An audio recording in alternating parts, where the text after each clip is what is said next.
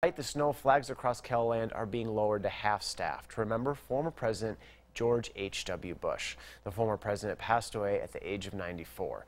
I sat down with South Dakota Senator John Thune today to learn his thoughts on Bush's legacy.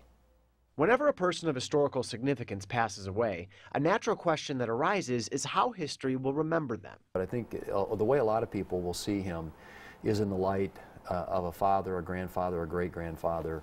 The images that they have of him, that they've stored up of him over the years, and his affection for his kids and his grandkids, and the family man that he was, and that he always conducted himself with the kind of the honor and distinction that you really want to see in public officials. Bush held many titles, many more than just president. Vice President, UN Ambassador, head of the Republican Party, envoy to China, director of the CIA, and last but not least, 73-year husband to Barbara Bush.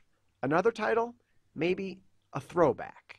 He does represent, almost in a lot of ways, kind of a bygone era in American politics.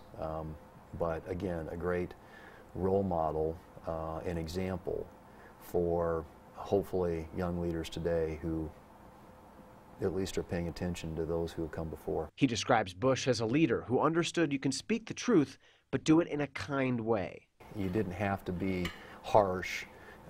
You didn't have to be terribly partisan, that there are more things that we agree on than things that we disagree on. Thune describes Bush as active in South Dakota. He was out here hunting pheasants.